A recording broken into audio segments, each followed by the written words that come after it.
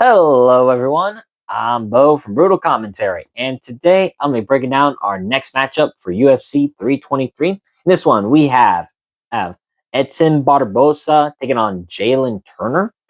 You basically have a fight where veteran striking and artistry meets hungry youth, size, and finishing instincts. Barboza has reputation as a dangerous, seasoned kickboxer, criticizes himself.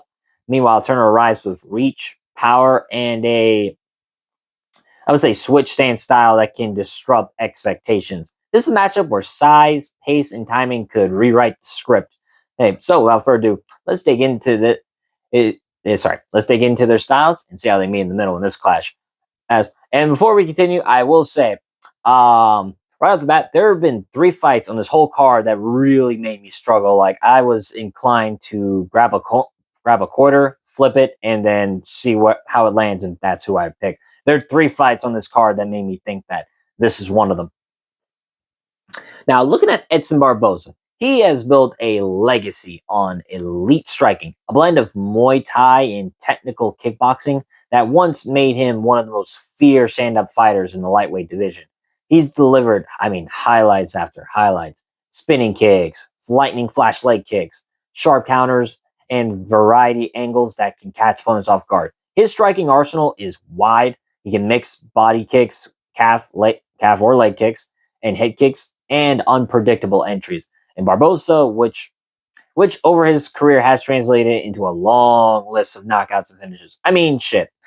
You look at Barboza's resume and who he's fought over the years. He tied Dustin Poirier with the most fight night bonuses. Isn't like I said, look at the resume: Khabib, Donald Cerrone, Anthony Pettis, Tony Ferguson, Billy Q, Bryce Mitchell, Shane Burgos. I could literally go on and on and on. Oh, Justin Gaethje.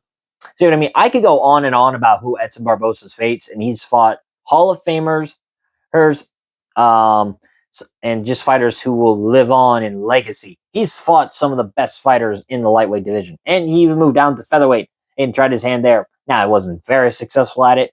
He just lost to top 10 opposition, but still, it just shows how good he is, even at 39. And he also, I'll say this, my opinion, he's the best kicker we've ever seen in MMA. I mean, what other fighter can you think of that has finishes with head kicks, body kicks, and leg kicks? Not many. Nor when he, wheel kicked Terry Edom in a highlight that will live on forever, or no matter that highlight is going to live on forever. Let me put it at that. And that fight was over a decade ago.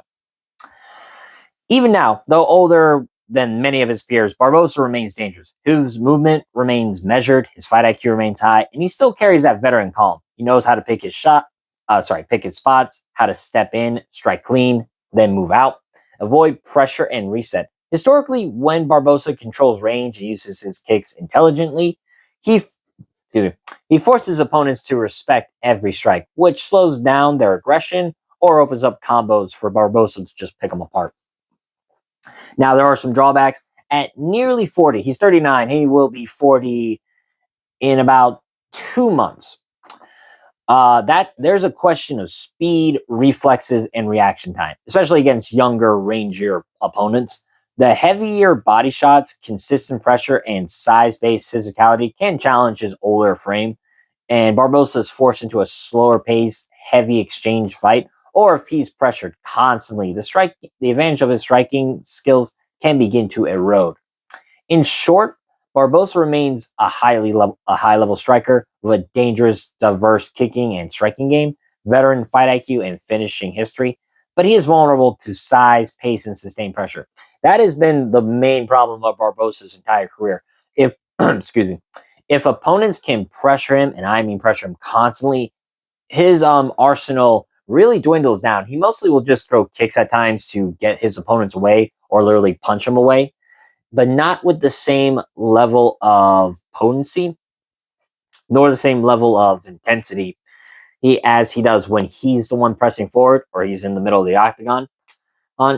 When Barboza is the one dictating the terms, he is ferocious. When opponents force him on the back foot, then his striking arsenal greatly dwindles. That has historically always been Edson Barboza's main problem. Now, looking at Jalin Turner, he enters this fight with physical tools that stand out clear. I mean, he's 6'3" at lightweight. I mean, there are very few people who can match him in height and reach. The only other one was Ignacio Bahamondes. Turner is a striker at his core, and his record shows by wins of knockout, so he's not afraid to finish fights. In fact, he's actually a potent finisher. All of his wins are by finish. All 14 of them are by finish. And he's not just a striker. He has good submissions. You saw with like his fight with Brad Riddell. I'll just name one. He can finish fights on the mat and or on the feet. Turner's style is built around size, pace, and power. He can use his length to keep opponents at bay, jab them from range, or land straight hate punches, or lefts effectively thanks to his southpaw stance, but he also can fight in orthodox as well. In fact, I would say he's better at orthodox, as that right hand of his is much better. That's how he knocked out Bobby Green. While some strikers slow down under pressure or against veteran footwork, Turner can use his athleticism to cut angles, reset, and press forward, which does give him an advantage against more technically sound strikers. What makes Turner dangerous is his finishing instincts, as I've said. He doesn't wait for perfect openings, he creates moments, whether by provoking reactions, pushing forward, or with combinations, or using volume to overwhelm. His youth and physicality give him a chance to make this fight chaotic, messy, and unpredictable. And that's exactly the kind of fight that can neutralize technically precision strikers or good kicking games like Barboza. Yes, Turner has also shown vulnerabilities. In fact, he is 1-4 in his last 5 fights. But when when his power lands and when he controls the pace, he becomes a serious threat. In essence, Turner brings reach, power, youth, and aggressive striking, a dangerous mix when he can apply pressure, control, and force the action. My God, this is such a tough fight. Here's the thing about me. Before I really think of how their styles clash, the biggest reason I struggle with this fight, and like I said, I'll tell you what the other two are when I get to them. You have Barboza, who, like I said, in 2 weeks is going to be 40. He's really old and he's taking a lot of damage. In fact, he did not look great against Jakar Close. He definitely looked washed in that fight. But he is still consistent. He still consistently fights. Jalin Turner retired in March. He lost to Ignacio Bahamondes, where he got submitted in the first round.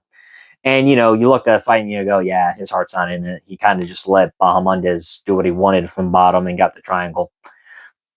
But he retired, and it was fine. It was it was a shame because he's 30. He's literally in his prime. But his heart just wasn't in it. He admitted it himself. But his MMA, man, retirements never last long. Oh, man, I'm so scared of Poirier coming back after he had the perfect retirement. But yeah, Jalin Turner, like I said, he retired. And now he's coming back because, like I said, retirements never last ever in MMA. And so you have a guy who, in Barboza, is a consistent competitor. He's still fighting. And even against elite guys, he's still more or less competitive. But, man, is he old. And even though his kicks are still very fast, he doesn't have the same level of speed he used to. But meanwhile, you have Turner, who, by his own admission, like when he lost to Renato Moicano, really messed him up mentally, and he had a tough time bringing him back in that fight. Now, I will say, you look at the 4 losses of Jalin Turner's last 5, they are Mateus Gamrot, Dan Hooker, Renato Moicano, and Ignacio Bahamondes. In the middle of those, he beat Bobby Green. He's not fighting chumps by any stretch of the imagination. But, man, do I really trust the guy who retired just a few months ago in March of this year? Or do I trust a veteran who's almost 40? That's the struggle in this one. But breaking it down, just their styles, right? This fight boils down to a classic striker versus kind of structured and pressured matchup. Barboza wants range, distance management, timing, and measured exchanges. Ideally, a technical kickboxing war where his experience and footwork shines. Turner wants size, reach, and pace with his volume, pushing forward, closing distance, preventing Barboza from finding rhythm and landing heavy strikes early. If Barboza can keep Turner at bay, control the distance, and dictate when exchanges happen, And Barboza can make this a kicking and countering chess match. His leg kicks and unpredictable striking could zap Turner's legs, slow him down, and open up dangerous counters. I will be very clear on this. If this was prime Edson Barboza, like say the guy who fought who's in the top 5 of lightweight, right? Fought Gaethje, fought Khabib, fought who am I thinking of Dan Hooker. Perfect example. If the Edson Barboza who fought Dan Hooker fought Jalin Turner, I would think Barboza would chop Turner like a tree with his kicks. But he's not that same Edson Barboza anymore.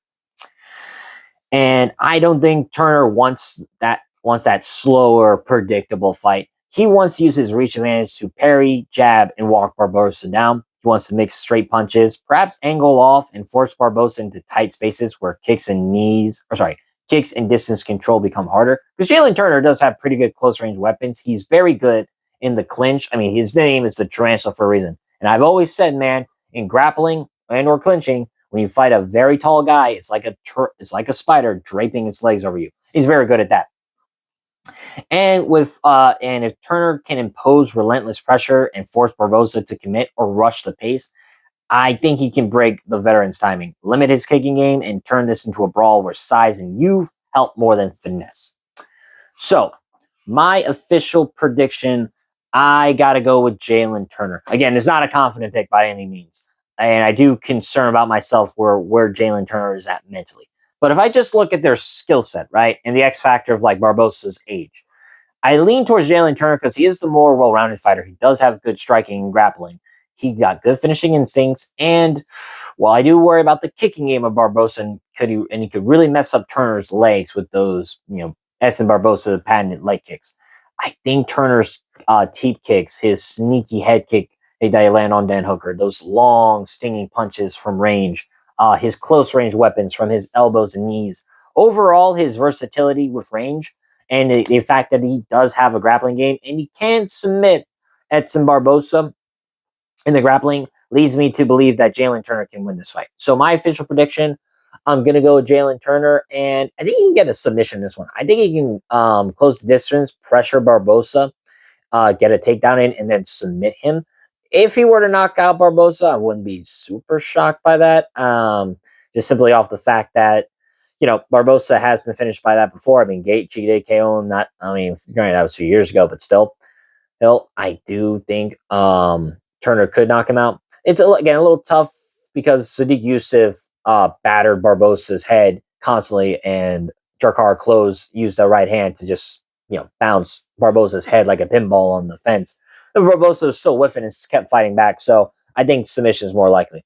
But that being said, that's been my prediction of this fight. If you like the video, leave a like and subscribe, and comment down below who you think is going to win. But until then, I've been Bo from Brutal Commentary. Stay calm, stay respectful, enjoy the violence. See y'all next time.